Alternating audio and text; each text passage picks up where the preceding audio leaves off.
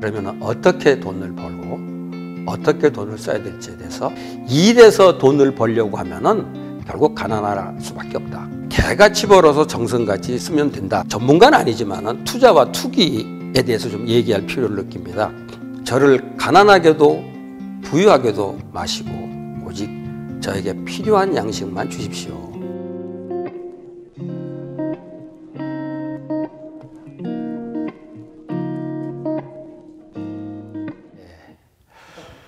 지난번에는 돈은 하나님이 우리에게 유용한 도구로 주신 거룩한 선물이라는 얘기를 했습니다. 그런데 그 거룩한 선물이 사람들이 그걸 사랑하다 보면 죄를 짓게 되고 의지하다 보면 무상숭배 죄까지 범하게 되죠.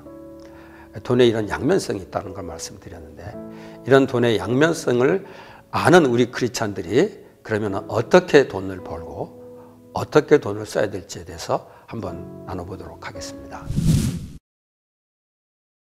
돈을 어떻게 벌어야 되냐? 제일 첫 번째는 돈은 일을 해서 벌어야 된다는 겁니다. 돈 벌기 위해서 일하는 건 당연하다고 생각하겠지만 그렇지 않은 사람들도 많이 있습니다. 과거에 이런 사람들이 있었어요.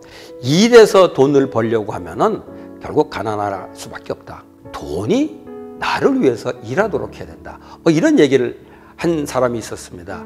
많이 그 얘기에 현혹돼가지고 패가망신한 사람들이 사실 많이 있습니다만은 성경에서 가르치는 거하고 정반대되는 얘기죠. 성경에서는 돈을 벌기 위해서는 일을 해야 된다고 가르칩니다. 잠언 28장 19절에 보면은 밭을 가는 사람은 먹을 것이 넉넉하지만 헛된 것을 꿈꾸는 사람은 가난하게 된다.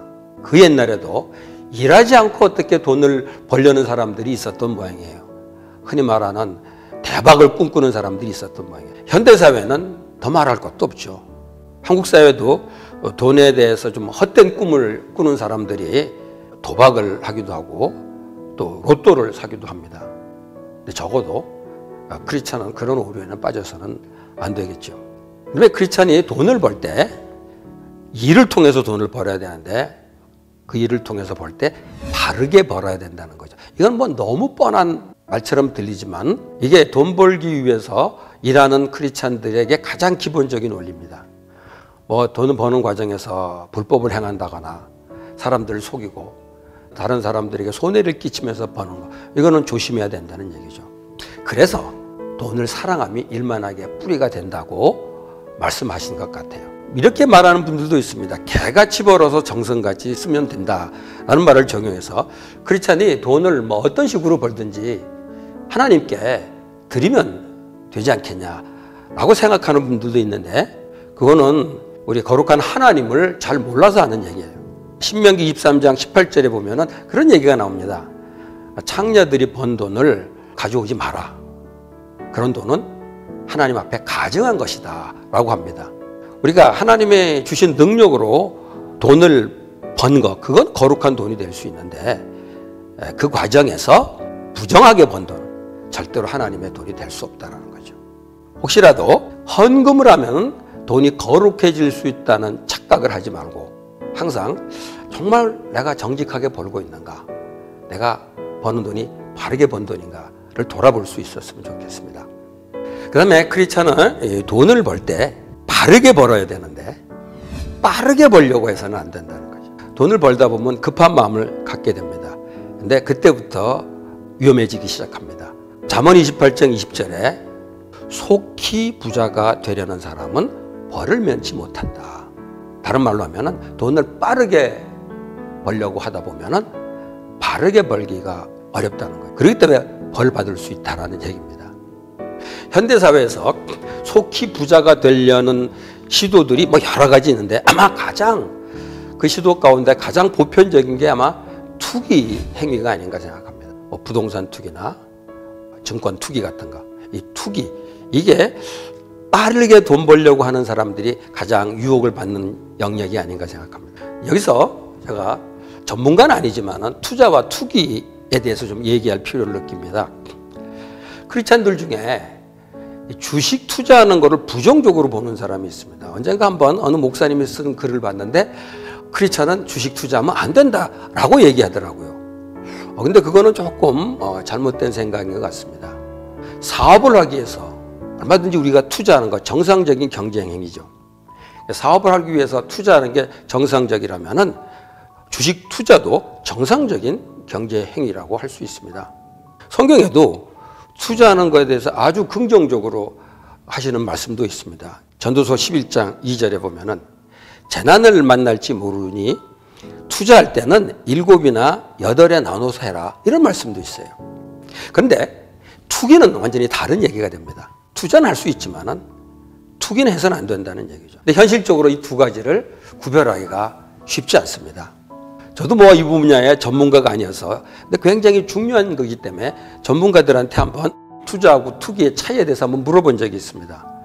근데 굉장히 합리적인 대답을 들었습니다. 일단 주식을 투자해서 6개월 정도 가지고 있다면 사고 팔지 않고, 그렇다면 투자라고 합니다. 그 전에 사고 팔고를 한다면 아마도 투기일 가능성이 많다, 그렇게 얘기합니다. 또 내가 투자하는 회사의 그 기업의 가치를 존중하면서 투자를 한다면 투자일 수 있는데, 그 기업에 대해서 아무런 관심 없이 하면은 자칫 투기가 될 가능성이 있다, 그런 얘기도 하더라고요. 그리고 리스크가 있는 그런 종목에 투자할 때 그거를 자기가 가지고 있는 돈을 올인을 해버린다면 그거는 거의 투기일 가능성이 많다는 겁니다. 합리적인 포트폴리오로 하는 거는 투자가 될 수 있는데 올인을 한다면 투기일 수 있다는 거죠. 그리고 공통적으로 하는 얘기가 빚을 내서 한다면 그건 거의 투기다라고 봐도 좋겠다는 겁니다. 바르게 벌기 위해서 또 필요한 게 뭐냐면 돈을 바르게 쓰는 겁니다. 자, 그러면 돈을 어떻게 쓸까요? 돈을 사용하지만 돈을 사랑하게 되거나 돈을 의지하지 않기 위해서는 돈을 바르게 쓰는 것이 중요합니다. 근데 그렇게 되기 위해서 크리스찬은 절제 있는 소비 생활을 해야 된다는 거죠. 세상에 돈을 쓰지 않고 사랑만 하는 구두쇠가 있을 수 있지만 대부분 사람들은 과도하게 지출하다 보니까 아무래도 돈에 집착하게 되는 것 같아요. 이것을 피하기 위해서는 생활 양식을 좀 절제하는 생활 양식으로 바꿔야 된다는 거죠. 빌립보 4장 12절에 사도 바울은 돈 문제에서 자족하는 비결을 배웠다고 합니다. 그렇게 되기 위해서는 단순한 생활을 추구하는 것이 바람직합니다. 크리스찬이 과소비나 낭비 사치, 과시 소비를 하지 않도록 조심해야 되겠죠. 이 아굴의 잠언이 그걸 보여줍니다. 잠언 30장 8절에 보면은 저를 가난하게도 부유하게도 마시고 오직 저에게 필요한 양식만 주십시오. 부자가 돼도 또 너무 가난해져도 죄를 지을 수 있기 때문이라고 했습니다. 한마디로 죄를 짓지 않기 위해서는 단순한 생활하는 것이 안전하다는 얘기죠. 근데 이렇게 검소한 생활, 단순한 생활 얘기하면은 금욕적인 생활을 하는 것으로 오해할 수 있습니다. 분명히 그건 아니죠. 하나님이 허락하신 선물을 누릴 수 있습니다. 다만 과도하게 욕심을 부리지 않는 것을 의미하는 거죠. 그래야 돈을 사용하면서도 돈을 사랑하지 않고 돈에 의지하지 않을 수 있을 겁니다. 크리스찬은 돈을 사용하는 데 있어서 우선 하나님께 드리고 이웃들과 나누고 베푸는 거 중요합니다. 하나님은 경제활동을 한 사람들에게 11조를 드리라고 했습니다. 이것은 돈이 하나님이 주신 선물인 것을 인정하는 표현입니다. 그러나 11조라는 율법에 매일 필요는 없을 것 같아요. 다만 11조를 헌금의 바람직한 기준으로 생각하고 실천하는 것이 좋을 것 같습니다. 그다음에 어려운 이웃과 나누는 것도 중요합니다. 흔히 말하는 대로 헌금과 구제가 크리스찬의 삶에서 참 중요한 거가, 왜냐하면 이렇게 하는 것이 바로 하나님을 사랑하고 이웃을 사랑하는 것을 실천하는 길이 되기 때문이죠. 그다음에 크리스찬은 저축을 해야 됩니다. 저축이라는 것은 꼭 미래를 위해서 준비하는 겁니다. 내가 언젠가 그런 분을 한번 만난 적이 있어요. 내일을 염려하지 말라. 그렇기 때문에 저축을 하지 않는다라는 그런 사람 얘기를 듣고 참 제가 당황한 적이 있습니다만은, 성경에서 내일을 염려하지 말라고 그랬지 내일을 준비하지 말라고 한 것은 아니죠.